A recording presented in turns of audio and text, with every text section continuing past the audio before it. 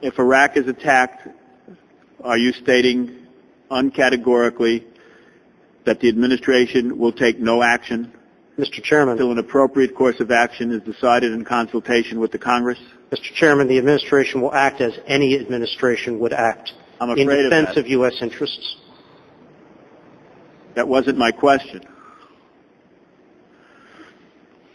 Mr. Chairman, I can only state that the administration is responsible for the defense of the interests of the United States. It will act in accordance with those interests, but I cannot and will not speculate on hypotheticals. So it is possible that the administration will not consult with Congress? Mr. Chairman, the administration will act in defense of U.S. interests. Is it within the U.S. interest to consult with Congress in the attack of sending our troops to war and putting our sons Mr. Chairman, these are hypothetical scenarios, and I really cannot comment upon them. So is your agreement. It's based on hypotheticals, is it not? Mr. Chairman, the agreements, strategic framework and the status of forces agreements, as we have stated, as the Secretaries of State and Defense have noted on the record, will not contain any form of commitment to either presence of U.S. forces or the missions for such forces should they be present. Now, this administration believes, as a matter of policy, that the continued presence of U.S. forces, the effective presence of such forces, will be required beyond the end of this year. But the agreements to be negotiated do not make any such commitment. That is an executive decision. So the administration is unprepared to commit to consult with Congress should the need for force be necessary. Mr. Chairman, the administration, like all administrations, has been willing to consult with the Congress as appropriate, but I cannot comment further on a hypothetical scenario. So the answer is you cannot commit that the administration will consult with Congress should force be used by The administration will comply fully with all of our constitutional requirements. And one of them is not consulting with Congress? Mr. Chairman, the administration will comply fully with all constitutional procedures. Is there a constitutional requirement in your view that the administration consult with Congress Mr. Chairman, I am not in the commitment of U.S. forces in the battle zone? Mr. Chairman, I am not a constitutional lawyer. The administration will comply with all constitutional requirements. Well, we're here to ask specific questions. This apparently is not your grandmother's sofa. It seems to me we're taking a path that's fraught with danger, and we're just asking for a comfort level based on the constitutional requirement and the requirements of the State Department that consultation be held with Congress before the commitment of forces. And I just want to know in specific, does the administration intend to comply with that? And you're being very vague in saying that they'll Mr. Chairman, the administration will fully comply with all of its constitutional requirements. Is this a constitutional requirement? Mr. Chairman, I would defer to constitutional experts on this question. Is it your understanding? I mean, I read a part of your resume which is very, very impressive, and I know that sometime you might have read the Constitution. I'm sure you've read it many times. Is it your contention that the administration has to or does not have to consult with Congress? This is a very simple question, which is the nexus of the whole hearing. And we can either answer that question of whether or not that is a constitutional requirement in your view, with the view of the administration, or it's not. Otherwise, everything else is hyperbole, and you've not answered the question. And I think that this Congress, which thinks that it's a partner, at least, in the act of as a last resort, sending America's young people into battle, has a responsibility to know if our administration thinks that we're a partner as well. And I have said, Mr. Chairman, we will fully comply with all constitutional prerogatives. And the question is that a constitutional requirement? Does this administration think that anything it wants to do that's not in the Constitution or that is in the Constitution can be twisted any which way that they want to come out with the outcome that they want and ignore what everybody else thinks is a constitutional requirement? Certainly not, Mr. Chairman. So does it think that there is a constitutional requirement to consult with Congress? Certainly, this has never been discussed in the State Department? Mr. Chairman, Whether there's you've a outlined, constitutional requirement to consult. Mr. Chairman, you've outlined a number of scenarios that are hypothetical. And I'll ask you specifically, has the administration discussed this at any level? Mr. Chairman, I will respond more formally to that question subsequently to this hearing. When shall we call that hearing? Mr. Chairman, we will provide a response to your specific question. I don't think that we need to close the hearing, and I don't think we need a secret answer as to whether or not the administration thinks going to war is their responsibility and not part of a constitutional obligation to consult with the Congress of the United States. There's a basic issue here. If the administration thinks it can become a bunch of renegades and go to war at any time without consulting the Congress of the United States and the duly elected people by just saying it's going to stick to the Constitution and that's no longer a part of it, this is not a sidebar note that the President makes in a document that he's signing. This is already decided by our constitutional founders as to whether or not we share this power.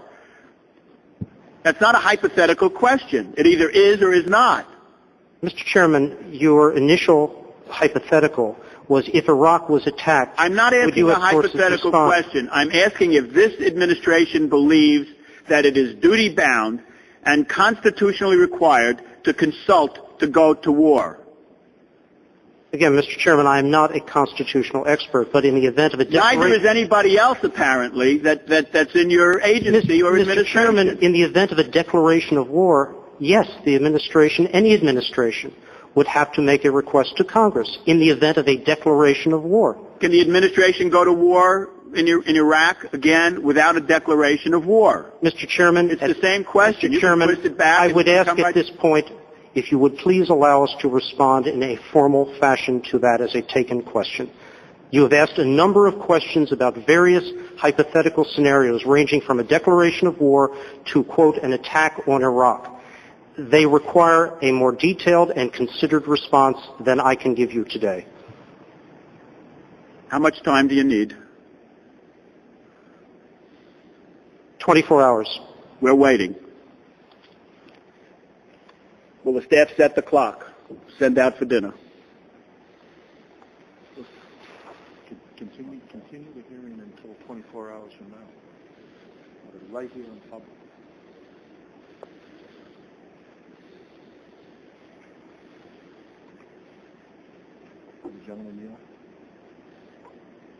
Has divine intervention taken place? Have we gotten any messages from anywhere?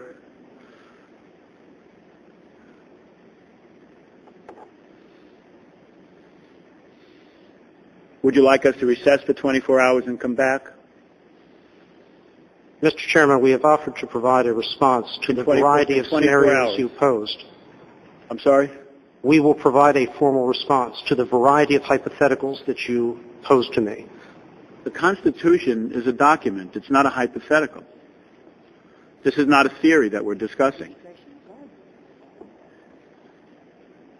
The trouble with the administration is that it thinks that the Constitution is optional.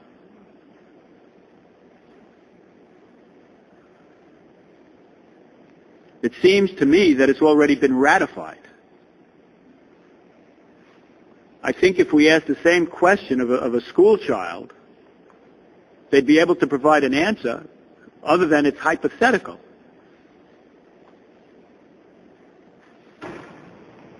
Your proposal that you'll respond in 24 hours, I'm not sure what you're suggesting. Mr. Chairman, you posed a number of successive hypothetical scenarios, again, ranging from an attack on Iraq to a declaration of war.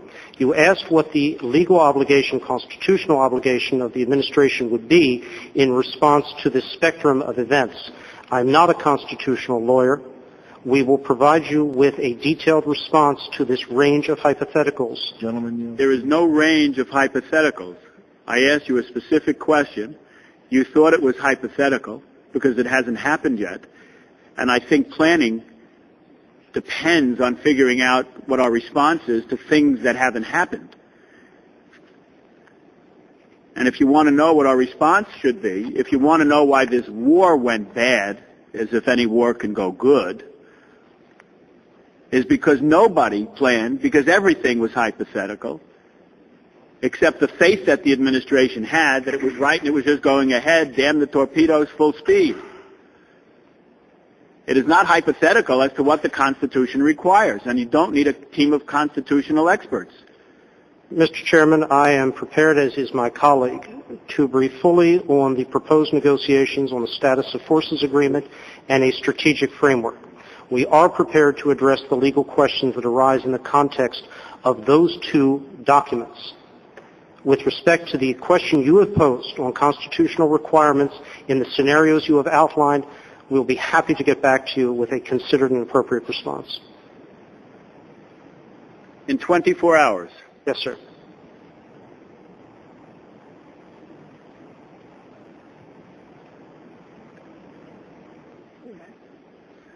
Nobody in the agency, nobody in the State Department, nobody in the Defense Department suggested what the Constitution might have within its pages?